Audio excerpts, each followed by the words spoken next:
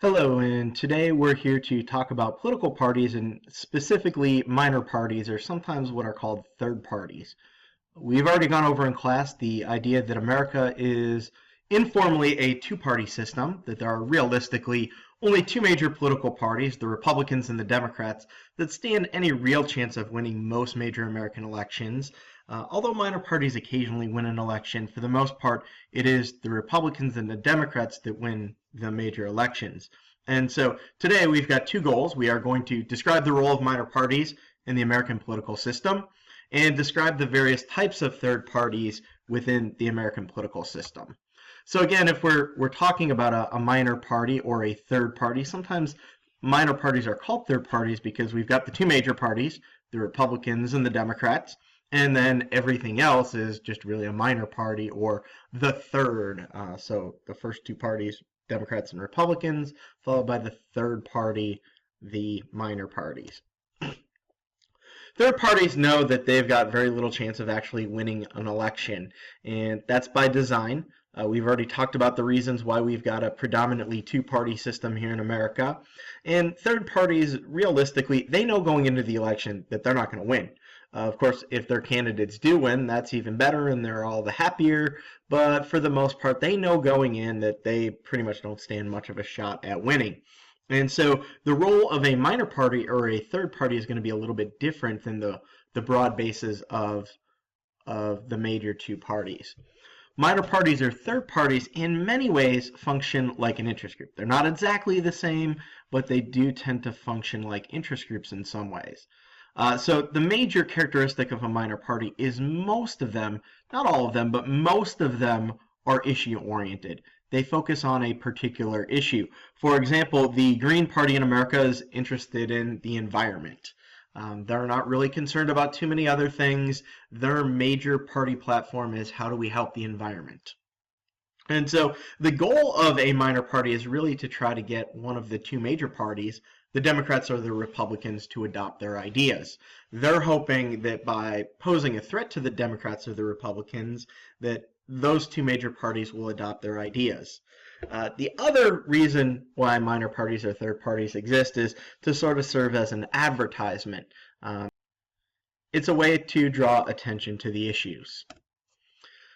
Another role that minor parties play is the role of innovators. So sometimes the minor parties do something new or something unusual or something different that nobody's ever really done before. And by doing that, they hope that some of the major parties will pick up on those issues. So before really the 70s and especially the 1980s and 90s, the environment really wasn't big on the agenda of either the Democrats or the Republicans. But when the Green Party comes along, they make the environment an issue, they draw attention to the issue, and voila, the two major parties kind of have to adapt the idea. And so kind of going along with the idea of innovator, another role of a minor party is to play the critic and to criticize the other parties. You'll notice that in the most recent elections, the Green Party criticized the Democrats and the Republicans for not being strong enough on helping to protect the environment. Minor parties sometimes play the role of spoiler. They're certainly not intending to play this role, but sometimes it ends up happening. And what we mean by spoiler is that a minor party will take votes away from one of the two major parties. So for example, if we look at environmental issues, that usually falls on the left side of the political continuum.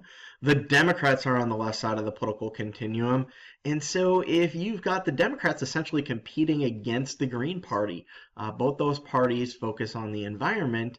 And if the Democrats really don't adopt the ideas of the Green Party, there's a chance that the Green Party could spoil their election by taking their votes.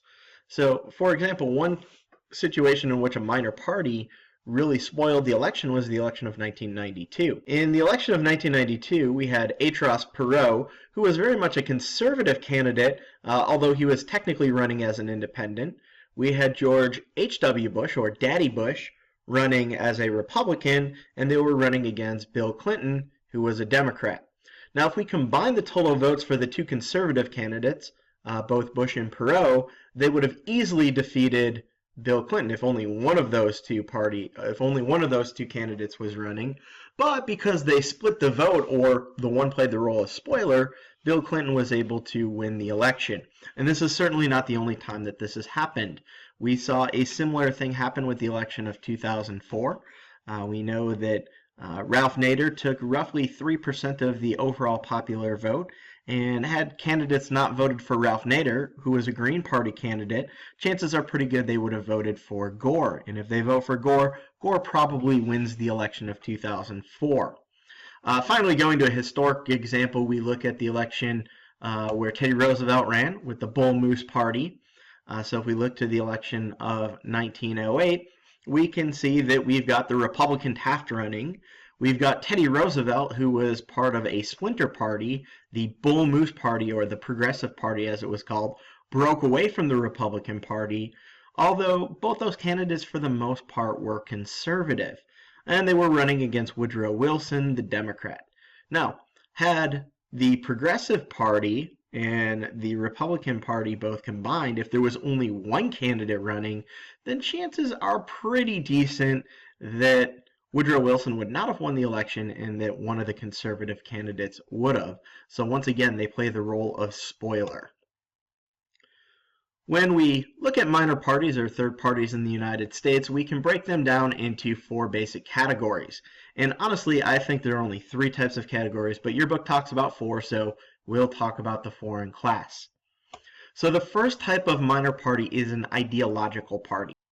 When we look at the idea of ideology, we're looking at things like, for example, the Republicans have a conservative ideology, the Democrats have a liberal ideology, and so when we talk about overall political beliefs, where people fall on the political continuum, we're talking about ideology. And so there are some political parties that have a certain belief system or ideology that's different from the 2 major parties. For example, the Libertarian Party. The Libertarians believe in very little government. They believe in as little government as possible. And so sometimes those are a type of third party. Second type of third party is a single issue party. These are the most common. These are the ones we've talked about for the most part. And generally when we're talking about a third party, we're talking about single issue parties. So for example, the Right to Life Party focuses solely on promoting anti-abortion beliefs. Or the Green Party focuses solely on the environment. The third type of minor party, which I technically think is kind of a single issue party, but your book again separates them. We've got the idea of an economic protest party. So for example, the Greenback Party after the Civil War was opposed to the economic policy of the North, and so they generally would change the way that they feel about things. They would break away from the 2 major parties. Again, I think more of a single issue party, but technically your book separates them. And then finally, we've got what is known as a splinter party.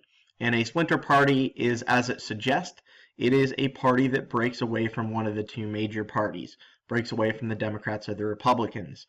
So, for example, Teddy Roosevelt's Bull Moose Party was a splinter party. Teddy Roosevelt broke away from the Republicans to run his own party in the election of 1908. So those are the 4 types of minor parties in the United States. If we want to look at a few more examples of single-issue parties, National Women's Party or the Right to Life Party, Economic Protest Party, the Greenback Party or the Populist Party, Ideological Party, Socialist Party of America or Libertarian Party, and splinter parties, of course, not only the Bull Moose, but the Dixiecrat Party in 1948. These are just a few of the minor parties, types of minor parties, third parties out there today. Well, I hope you enjoyed today's discussion on political parties, particularly third parties, and I look forward to talking to you next about interest groups and the role that interest groups play in the American political system. Have a wonderful day.